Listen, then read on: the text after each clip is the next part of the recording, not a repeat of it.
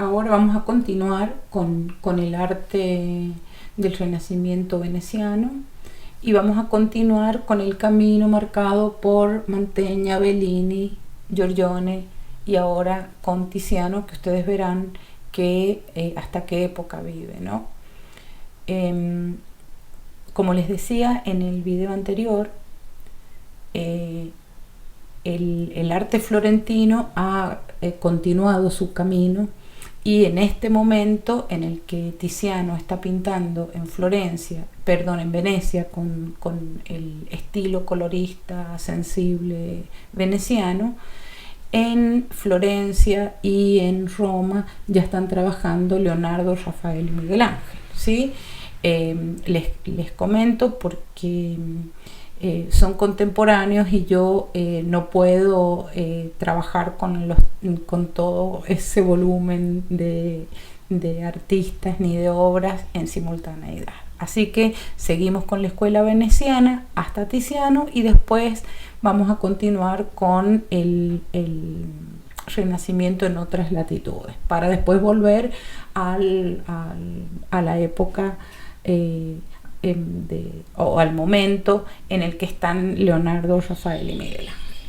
Bueno, acá ustedes recuerdan que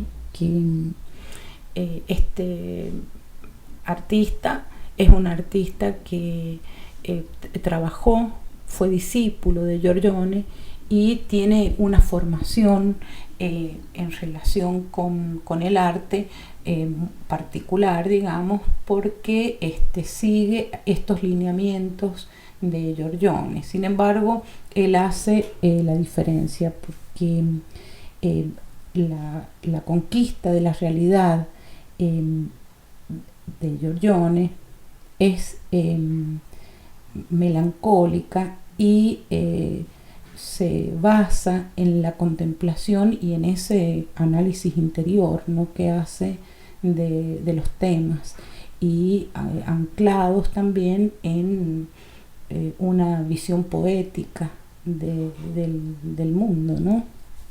Para Giorgione, recuerden que todo se funde, pero para Tiziano todo se distingue y todo se contrasta.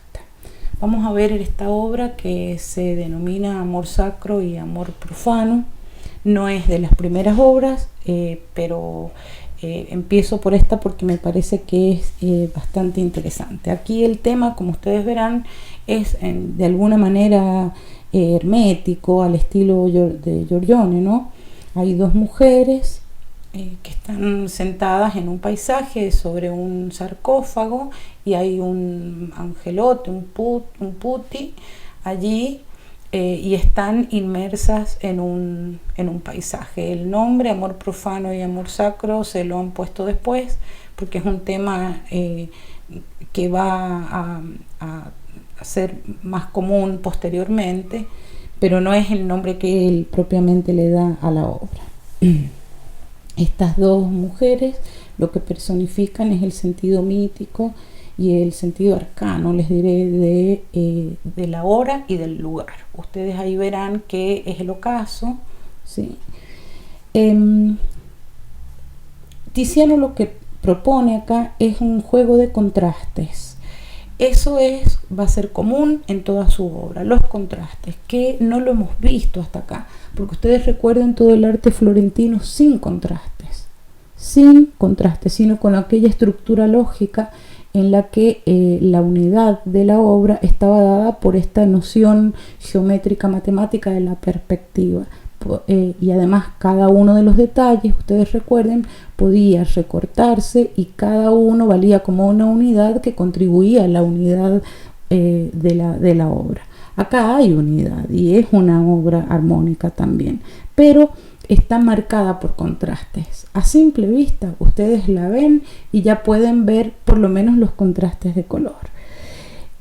Hay otro tipo de contraste también, por ejemplo, entre las dos mujeres. Una es una mujer que está vestida, reservada, les diré, y la otra una mujer desnuda que se encuentra, digamos, o que demuestra una cierta vitalidad, ¿no? Una tiene un gesto y una posición como que está asentada, y la otra tiene movimiento. Hay también otros contrastes que son, por ejemplo, el sarcófago, que estaría representando la muerte frente a la vida, ¿no? Que serían las mujeres y también el paisaje.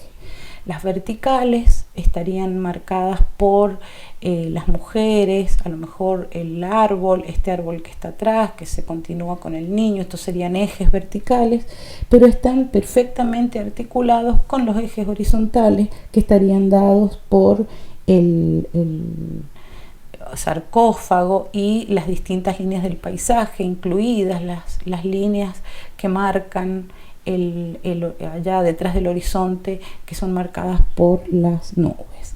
Tenemos otros contrastes, por ejemplo el gris metalizado, dice Argan, del vestido de la mujer, que representaría el amor sacro, y el rojo fuego, digamos, del manto que está de alguna manera volando en la mujer, que representaría el amor profano. El verde oscuro del paisaje, fíjense que se ilumina y se convierte casi en negro. Tiene zonas de luces con zonas de sombras que se van recortando, ¿no? Se ve perfectamente cómo contrasta, por ejemplo, la oscuridad de este verde con la luz que hay atrás, ¿no?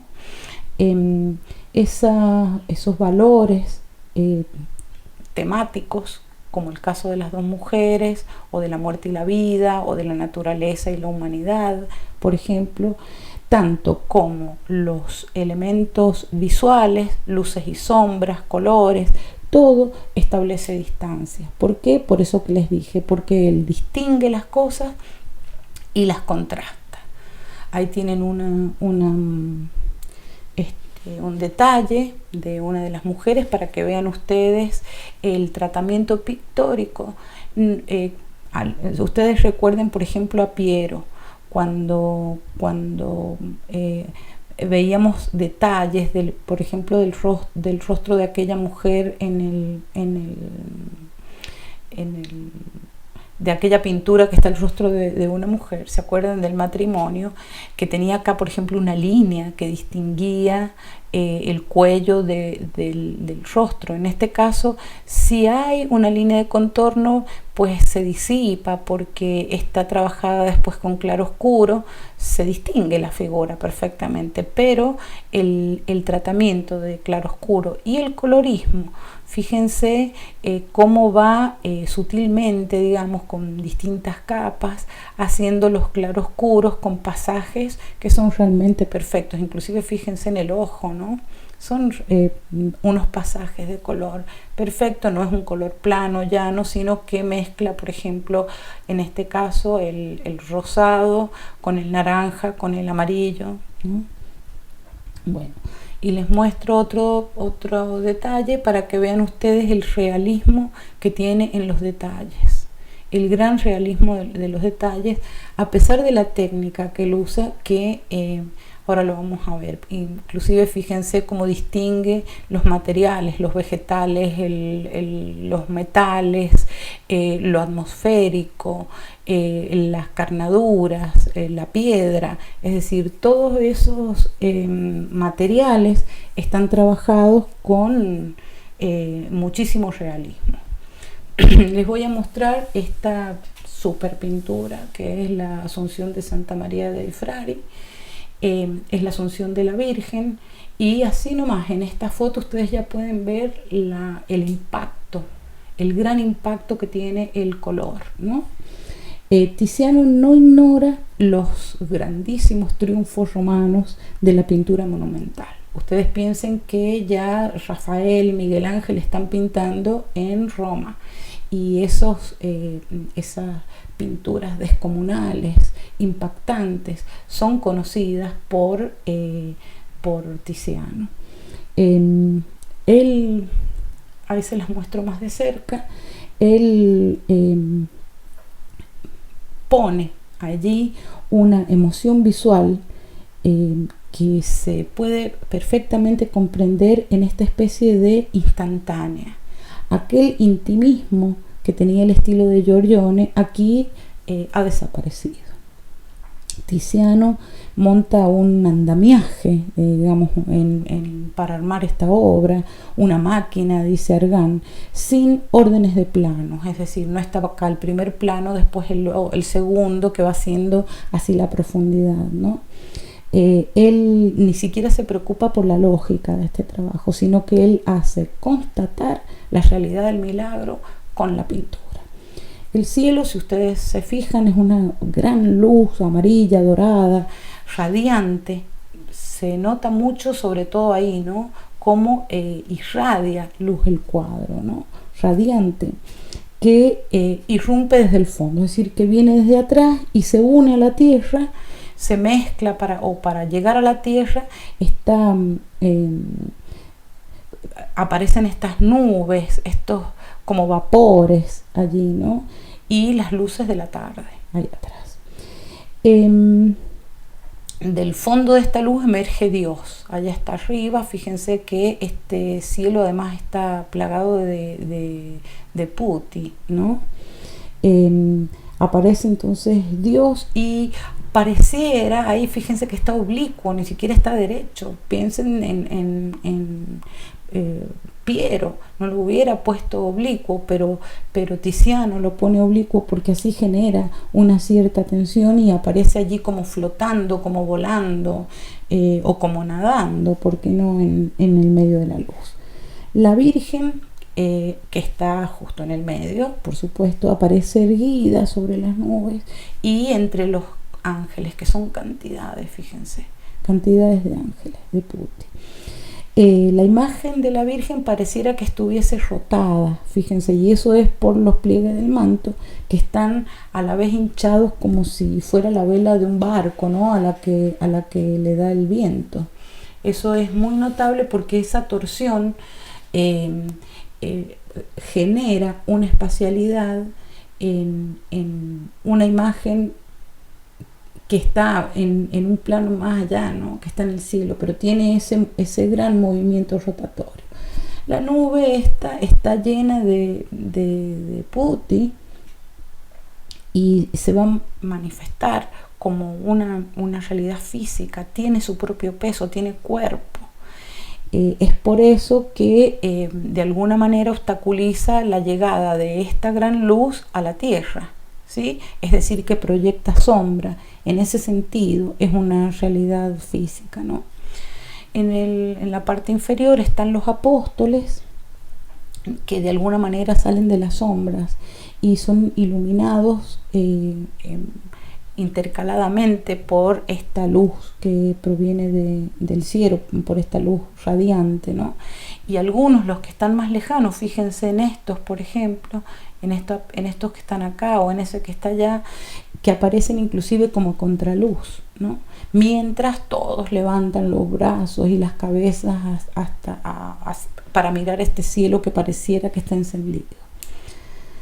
Tiziano se despega de aquella visión intelectual florentina y lo que va a plasmar es en simultaneidad la imagen con su significado mitológico, histórico y religioso. Por eso parece una instantánea, como dice Argan, ¿no?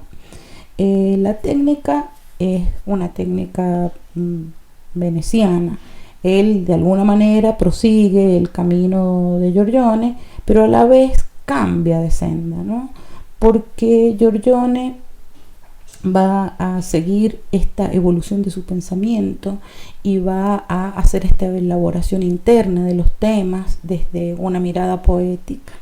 Y en ese camino de elaboración interior, él va a quitarle las impurezas de las sensaciones a las cosas, porque es un trabajo introspectivo, ¿no?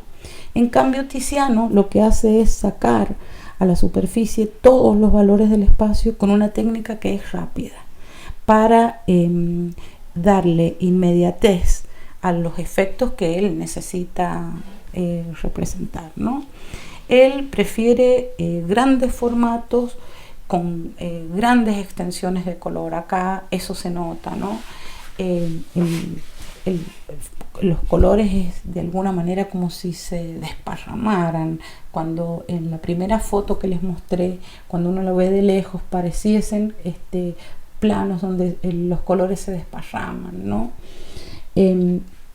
Sobre esas masas de color, él pinta con veladuras, con colores con distintas densidades, ¿no? Muy fluidas las veladuras para dar esa sensación de volumen y para poder hacer esa elaboración de matices con los colores, ¿no? Eso, por supuesto, que se hace al óleo.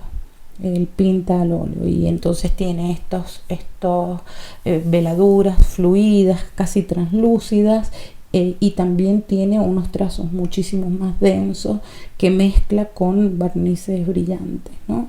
Y algunos detalles están trabajados con colores puros, así como digamos como quien recién armado, sin la mezcla de tanto barniz, sino con un mínimo aceite, colores casi secos, ¿no? Y muy puros, y con eso hace los realces del color. Es decir, que se maneja entre lo fluido y lo espeso, les diré, para realizar obras como esta.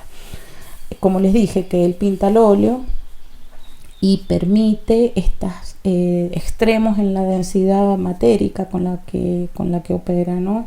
Desde estas sutilezas, como una película, les diré, de la veladura, hasta los empastes gruesos. Los soportes en los que él trabaja son telas sobre bastidor, y para él estas telas tienen que ser gruesas, son lienzos muy gruesos, muy resistentes, y a él le interesa la elasticidad de la tela para que pueda resistir esta danza, digamos, que hace él con los pinceles que son duros. Ustedes saben que para pintar al óleo hay que usar estos pinceles con pelos de cerdas, que son duros, y se pueden usar con muchísimo vigor, que es lo que él hace. Hay una gran distancia entre los antiguos dibujos sombreados, que después eran coloreados, frente a esta obra, ¿no? Frente a este colorismo que hay en esta obra.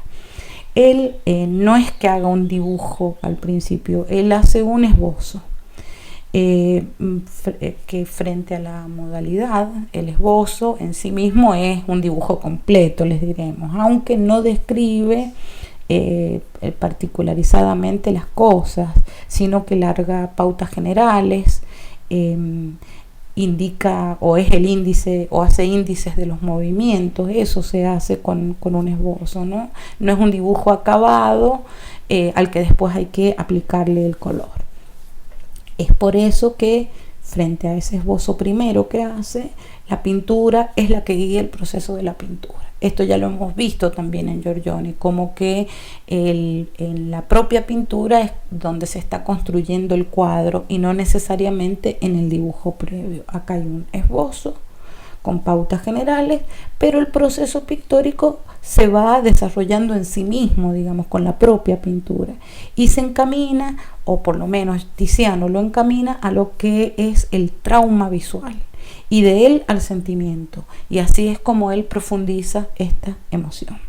Él transforma la emoción en conmoción. A ver si ahí se ve más de cerca, ¿no? Para que vean la cuestión relativa al trauma visual y a la emoción, que él la transforma en conmoción. La imagen, según lo que dice Argan, toca la profundidad del ser y se funde con ella. El dibujo él lo utiliza en estos esbozos en un primer momento, pero el dibujo en el caso de Tiziano está destinado a perder su valor cuando se concrete la obra. Les muestro acá un detalle de la pintura del rostro de la Virgen para que vean ustedes las grandes pinceladas que se pierden. Fíjense el tratamiento delicado de las carnaduras y los claroscuros y los grandes contrastes. Eso por ahora. Después continuamos para ver más en profundidad a Tiziano.